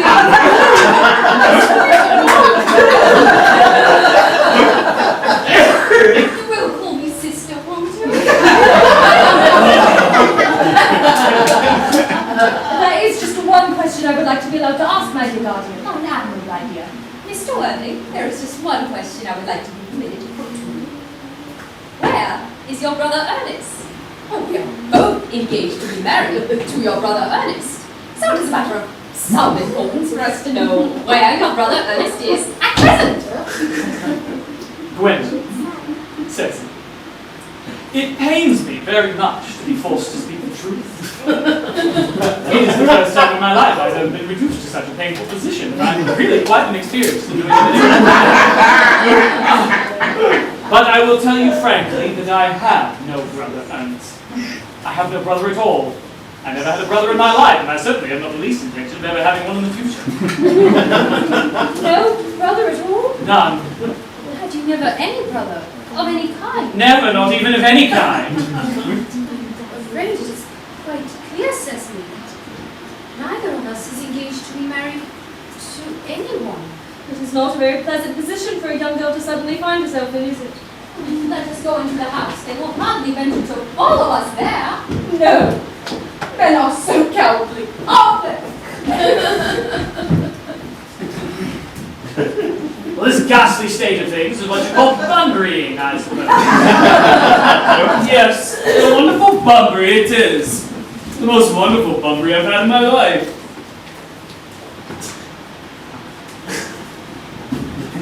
Well, you've no right whatsoever to bunbury here. That's absurd. One has a right to Bunbury anywhere one chooses. Every serious Bunburyist knows that. Serious bunburyist, good heavens! Well, one has to be serious about something if one wants to have any amusements in life. I happen to be serious about Bunbury. What on earth you are serious about, I have the remotest idea. About everything I should fancy. Of an absolutely trivial nature. Well, the only small satisfaction I have in the whole of this wretched business is that your friend Bunbury is quite exploded. You won't be able to run down to the country quite so often as you used to do, dear Algy, and a very good thing, too. Your brother is a little off color, isn't he, dear Jack? You won't be able to go up to town as often as your wicked custom was. Not a bad thing either. As for your conduct toward Miss Cardew, I say that you're taking in a sweet, simple, innocent girl like that to be quite inexcusable, to say nothing of the fact that she is my ward. I can see no possible defense for your deceiving a brilliant, clever, thoroughly experienced young lady like Miss Fairfax. To say nothing of the which, she's my cousin. I wanted to be married to Gwendolyn, that is all. I love her. I simply wanted to be engaged to Cecily. There's no chance of your marrying Miss Cardew. I don't think there's much likelihood, Jack, of you and Miss Fairfax being united. Oh, well, that is no business of yours. If it was my business, I wouldn't talk about it. It's very vulgar to talk about one's business. Only people like stockbrokers do that to me at dinner parties. Well, you can sit there, calmly eating muffins, when we are in this horrible trouble I can't make out. Seems to me to be perfectly heartless. I can't eat muffins in an agitated manner. The butter impregnates on my cups. One should eat muffins quite calmly. 'Tis the only way to eat them. I say it's perfectly heartless. You're eating muffins at all under the circumstances. Eating is the only thing that consoles me. Indeed, when I'm in great trouble, as anyone who knows me intimately will tell you, I refuse everything except food and drink. At the present moment, I'm eating muffins because I'm unhappy. Besides, I'm particularly fond of muffins. Well, that is no reason you should eat them all in that greedy way. I wish you would have the tea cake instead. Oh, I don't like tea cake. Good heavens, I suppose a man may eat his own muffins in his own garden. Just when you said it was perfectly heartless to eat muffins. I said it was perfectly heartless of you under the circumstances. That is an entirely different thing. That made me put the muffins on the same! Algie, I wish to goodness you would go. You can't possibly ask me to go without having some dinner first. That's absurd. I never go without my dinner. No one ever does except vegetarians and people like that. Besides, I've just made arrangements with Dr. Chaz who will be christened at 5:45 under the name of Ernest. Oh, well, my dear fellow, the sooner you let go of that nonsense, the better. I made arrangements this morning with Dr. Chasuble to be christened myself at 5:30, and I naturally will take the name of Ernest. Gwendolyn would wish it. We can't both be christened Ernest, it's absurd. Besides, I have every right to be christened if I like. There is no evidence at all that I have ever been christened by anybody, and I should think it extremely probable I never was, and so does Dr. Chasuble. It is an entirely different thing in your case. You have been christened already. Yes, but I've not been christened for years. But you have been christened. That is the important thing. Quite so. I know my constitution can stand it. You're not quite sure if you'll ever have been christened. I must say I think it's rather dangerous you venturing on it now. You might have forgotten that someone closely connected to you was nearly carried off this week in Paris by a severe chill. But you said yourself that a severe chill was not hereditary. It used to be, I know, but I dare say it is now. Science is always making wonderful improvements in things. No, that is nonsense, Algie. You never speak anything nonsense. Jack, you are at the muffins again. I wish you wouldn't. I'm particularly fond of muffins. But I hate tea cake. Why would you have tea cake served up for your guests? What idea do you have of hospitality? No, Algie! I already told you to go. I don't want you here. Why won't you go? I haven't quite finished my tea yet. And there's still one muffin!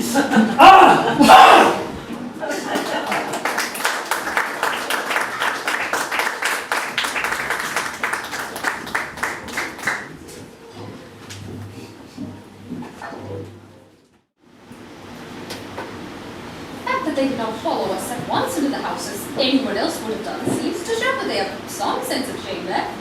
They have been eating muffins. That looks like repentance. Don't seem to notice us at all. Couldn't you cough? Or would I have to cough? They're looking at us. Wonderful. Oh, they're approaching! That's very forward of them! Let us preserve a dignified silence. Certainly. It's the only thing to do.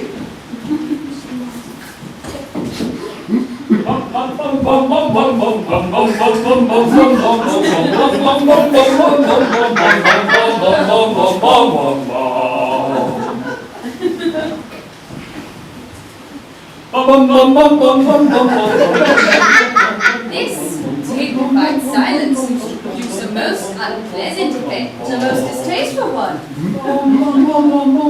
We will not be the first to speak, certainly not.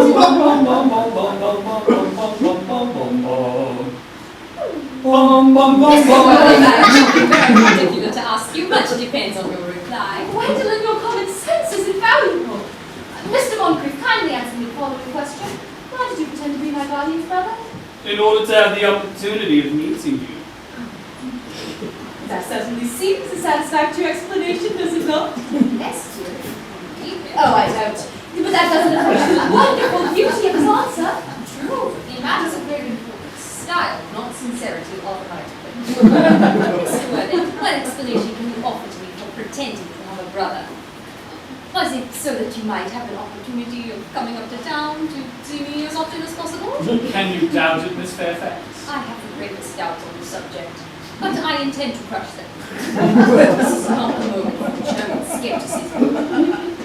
Their answers appear to be satisfactory, especially Mr. Worthing's, which seems to have the stamp of truth upon it. I am more than content with what everything Mr. Moncrief has said. His voice alone inspires one with absolute credulity. Do you think we should forgive him? Yes. I mean, no. There are principles at stake there. I'll think about it.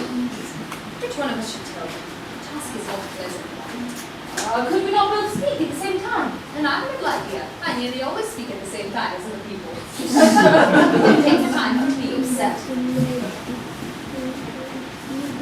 Your Christian names are still an insuperable barrier. That is all. Our Christian names? Is that all? Well, we're going to be christened this afternoon. I say, are you prepared to do this terrible thing? I am. Would you please be on your way to face this fearful ordeal? I am. How absurd to talk about the equality of the sexes. Where questions of self-sacrifice are concerned, men are infinitely beyond this. We are. They have a physical courage of which we women know absolutely nothing. No, Darling. Lady Bracknell. Good heavens. Wait a minute! What does this mean?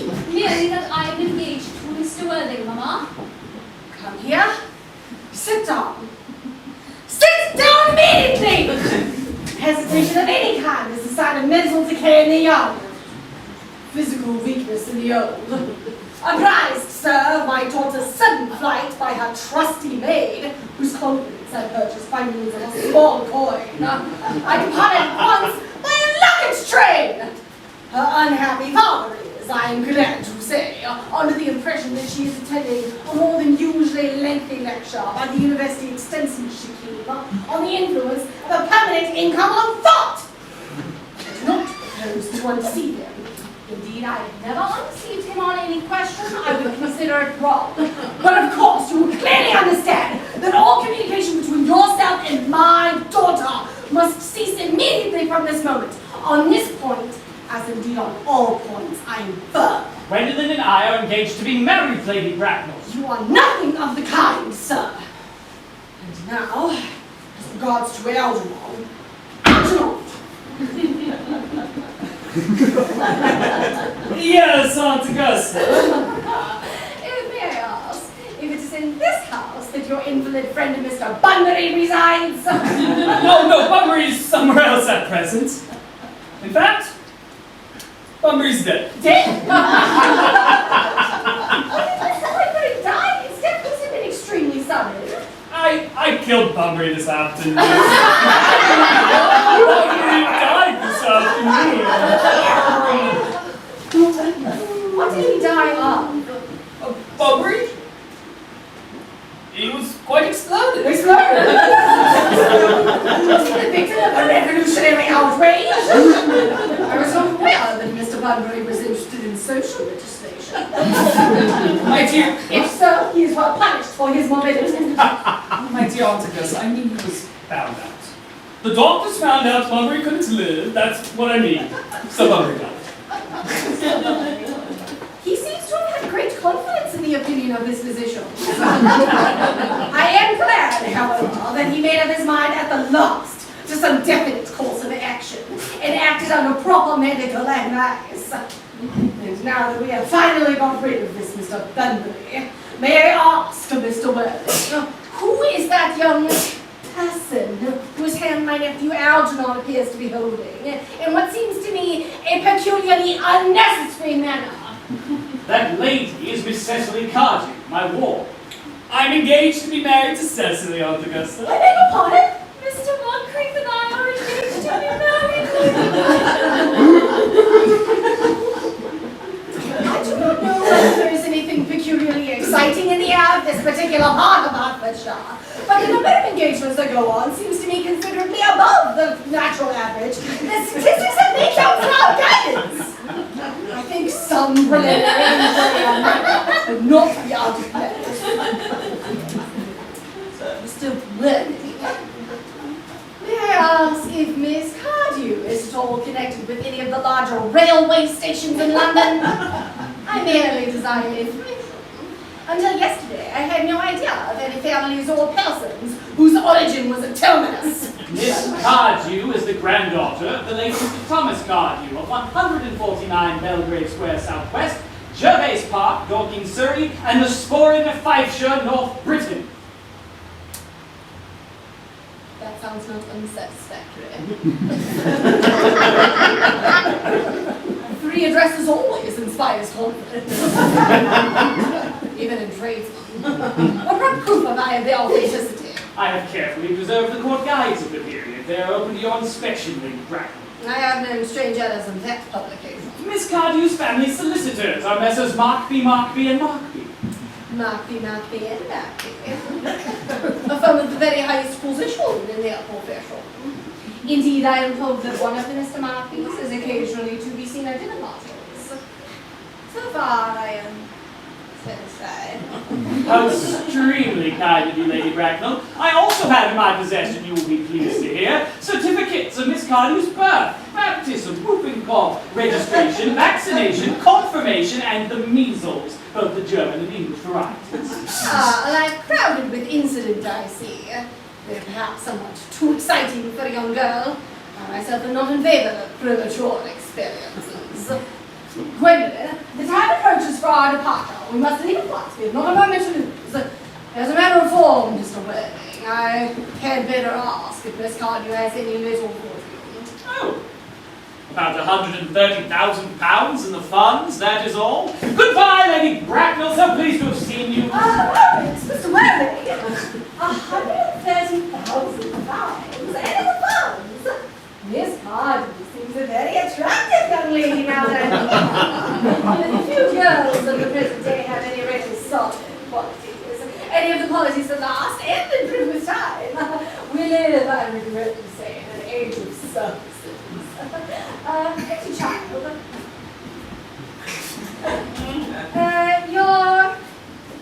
Your dress is sadly simple, and your hair is almost as nature-minded and immaculate. But we can soon alter all that. A thoroughly experienced French maid produces a really marvelous result in a very brief space of time. Why, I remember recommending one to a young lady Lansing, and after 3 months, her husband did not know her. And after 6 months, nobody knew her. Turn out. No, the side view is what I want. Yes, quite as I expected. There are distinct social possibilities in your profile. And the 2 main points at our age are to want of principle and it's want of profile. And the chin a little higher for me here.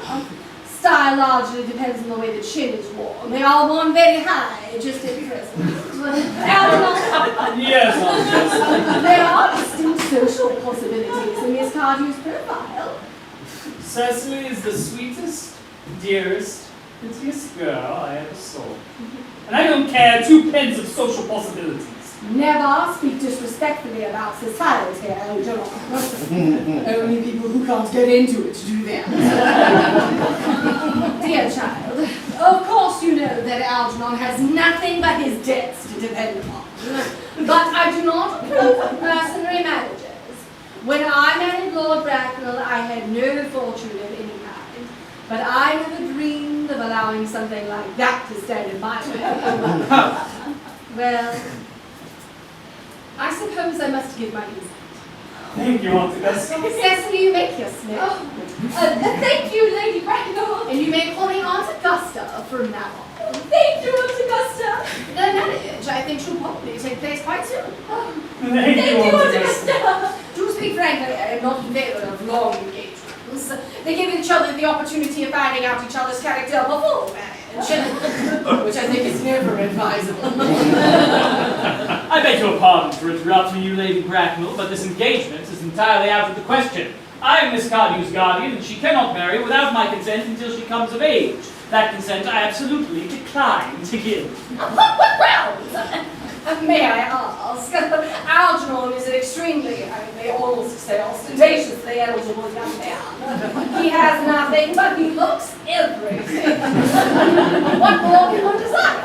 Oh, it pains me very much to have to speak frankly to you, Lady Bracknell, about your nephew, but the truth is I do not approve at all of his moral character. I suspect him of being untruthful.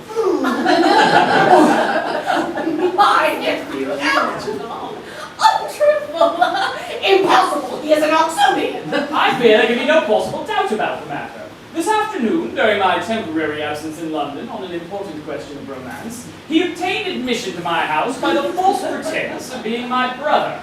Under an assumed name, he drank, I have been informed by my butler, an entire pint bottle of my Perrier Jouet Brut 89, of wine I was specially reserving for myself. Continuing his disgraceful deception, he succeeded in the course of the afternoon in alienating the affections of my only ward. He subsequently stayed to tea and devoured every single muffin. And what makes his conduct all the more heartless is that he was perfectly well aware from the first that I have no brother, that I never had a brother, and that I don't intend to have a brother, not even of any kind. I distinctly told him so myself yesterday afternoon. Mr. Worthing, after careful consideration, I have decided entirely to overlook my nephew's conduct. That is very generous of you, Lady Bracknell. My own decision, however, is unalterable. I decline to give my consent. Come here, sweet child. How old are you? Well, really I'm only 18, but I always admit to 20 at evening parties. You are perfectly right in making some slight alteration. Indeed, no woman should ever be truly accurate about her age. But so calculating. 18 and admitting to 20 at evening parties. Well, I should think it not be very long before you are of age and free from the restraints of tutelage. So I do not think that your guardian's consent is, after all, a matter of any importance. Pray excuse me for interrupting you again, Lady Bracknell, but it is only fair to inform you that according to the terms of her grandfather's will, Miss Cardew does not become legally of age until she is 35. That does not seem to me to be a very grave objection. 35 is a very attractive young age. London society is full of women of the very highest birth, who of their own free choice have remained 25 years.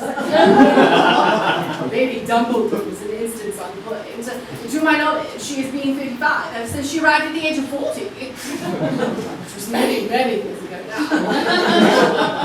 I see no reason why our dear Cecily should not be even more attractive in the age mentioned than she is at present. It would be a large accumulation of property.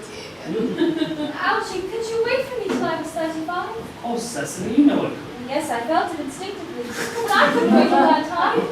I kept waiting even 5 minutes for anybody. It always makes me rather cross. I am not punctual myself, I know, but I do value punctuality in others and waiting.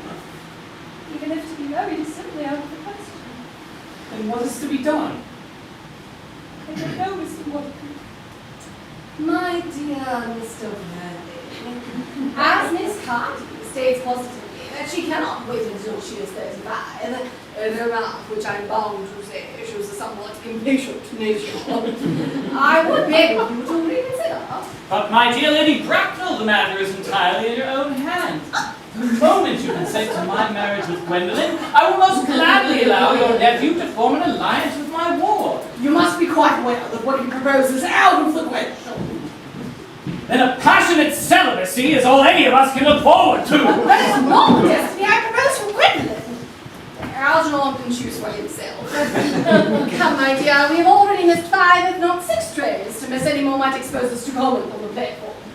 Everything is quite ready for the christenings. Christenings?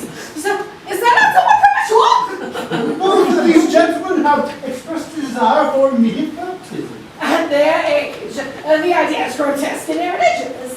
Algernon, I forbid you to be baptized. I will not hear of such excesses. Lord Bracknell would be highly displeased if he learned that this was the way in which you wasted your time and money. Am I to understand then that there are to be absolutely no christenings this this afternoon? I don't think that as things are now, it would be of much practical value to either of us, Dr. It Jeffs. does grieve me, Mr. Worthing. It savors of the radical views of the Anabaptists, views that I've completely refuted in 4 of my unpublished sermons. But as you seem to be of a very clerical nature, I shall return to the church. As a matter of fact, the pew pusher has just informed me that for the last hour and a half, Miss Prison has been waiting for me. Miss Prism? Did you mention a Miss Prism? I'm going to join her now, Lady Black. Pray, allow me to detain you for a moment. This matter may be of vital importance to Lord Bracknell and myself. Is this Miss Prism a female of repellent aspect, remotely connected education? Miss Prism is a most scholarly lady. She's the very picture of respectability. It is obviously the same person. May I ask what position she holds in your household? Celibate. Miss Prison, Lady Bracknell, has been for the past 3 years Miss Cardew's esteemed governess and valued companion. In spite of what I hear, I must see her at once. Let her be sent for. Oh, here she comes. Ah, she's nice. I was told you expected me in the vestry, dear Helen. I've been waiting for you there for 1 hour and 3/4. Prism! Come here, Prism!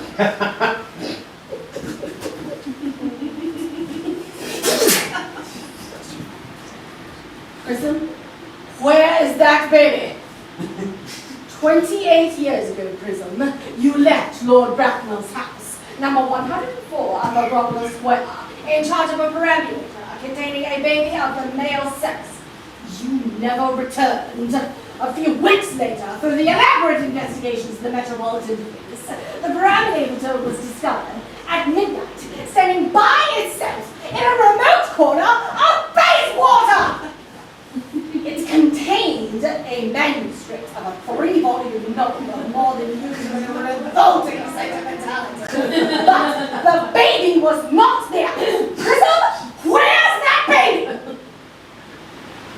Lady Bracknell, I'm afraid I do not know. I only wish that I did.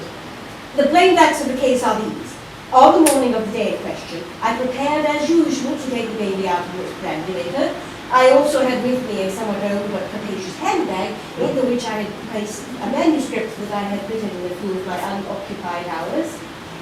In a moment of mental abstraction, for which I can never forgive myself, I deposited the manuscript in the bassinet and the baby in the handbag. But where did you deposit the handbag? Do not ask me, Mr. Worthing. Miss Prism, this is a matter of no small importance to me. I insist on knowing where you deposited the handbag that contained that infant. In one of the larger railway stations in London. What railway station? Victoria, the Brighton line. I must retire to my room for a moment. Gwendolyn, wait here for me. You are not too long, I will wait here for you all my life. What do you think this means, Lady Bracknell? I dare not even suspect, Dr. Chasuble. I need an architect that impairment such as ours. Strange coincidences are not supposed to occur. In a hurry, the thing. Uncle Jack seems strangely agitated. Your guardian is of a very emotional nature. This noise is extremely unpleasant. Sounds as if he was having an argument. I dislike arguments of any kind. They're always vulgar and often convincing. That stops. Arrive at some conclusion. The suspense is terrible. I hope it will last. Is this the handbag, Miss Prism? Examine it carefully before you speak. The happiness of more than one life depends on your answer. Yes, it appears to be mine. Yes, here is the injury it received in the upsetting of the Gower Street omnibus in younger and happier days. And here, the stain on the lining caused by the explosion of a temperance beverage, an incident that occurred in Leamington. And here are the lock of my initials. I'd forgotten that in an extravagant mood I had them placed there. Yes, this bag is undoubtedly mine. I am delighted to have it so unexpectedly restored to me. I spend a great inconvenience without them all these years. Miss Prism, more is restored to you than this handbag. I was the baby you placed in it. You? Yes! Mother! Mr. Weldon! I am unmarried. Unmarried? I will not deny it was a serious blow. However, who can cast a stone against one who has suffered?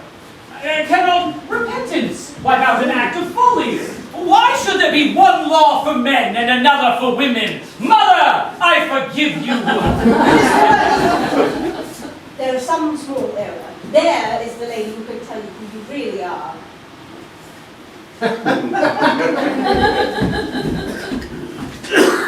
Lady Redmond, I hate to seem inquisitive, but would you kindly inform me who I am? I'm afraid that the answer will not altogether please you. You are the son of my poor sister, Mrs. Moncrief, and consequently Algernon's elder brother. Algy's elder brother? Then I have a brother after all. I knew I had a brother. I always said I had a brother. Cecily, how could you have ever doubted that I had a brother? Dr. Chelsea, my unfortunate brother. Miss Prism, my unfortunate brother. Gwendolyn, my unfortunate brother. Algy, you young scoundrel. You'll have to treat me with more respect in the future. You never behaved to me as a brother in all your life. Not so today, old boy, I admit. I did my best. However, I was out of practice. My own one. But what own are you? What is your Christian name now that you've become someone else? Heavens, I had quite forgotten that point. Your decision on the subject of my name is irrevocable, I suppose? I never change except in my affections. What a noble nature you have, Gwendolyn. Then the matter had better be cleared up at once. Aunt Augusta, a moment. At the time Miss Prism left me in the handbag, and I'd been christened already. Every luxury that money could buy, including christening, had been lavished upon you by your fond and doting parents. When I was christened, that is settled. Now, what name was I given? Let me know the worst. Being the eldest son, you were naturally christened up your father. But what was my father's Christian name? I cannot at present recall what the general's Christian name was. I am sure he had one. He was eccentric, I admit. But that was the result of the Indian climate and marriage and indigestion. Algy, surely you can recollect what our father's Christian name was? My dear brother, we were never even on speaking terms. He died before I was a year old. His name would appear in the army lists of the period, I suppose, Aunt Augusta? The general was essentially a man of peace, except in his domestic life. But I have no doubt that his name should appear in any military directory. Ah! The army lists of the past 40 years are here. These delightful records should have been my constant study. Generals. Malum, Maxwell, maybe. Oh, that's the names they have. Markby, Migsby, Mobbs, Moncrief, Lieutenant, 1849, Captain, Lieutenant Colonel, Colonel, General, 1860. Christian names, Ernest John. I always told you, Gwendolyn, my name was Ernest, didn't I? Well, it is Ernest after all. I mean, it naturally is Ernest. Yes, I remember now that the general's Christian name was Ernest. I knew there was some particular reason I had for disliking that name. On my own, Ernest. I felt from the first that you could have no other name. Gwendolyn, it is a terrible thing for a man to find out suddenly that all his life he has been speaking nothing but the truth. Can you forgive me? I can, for I feel that you are sure to change. My own one.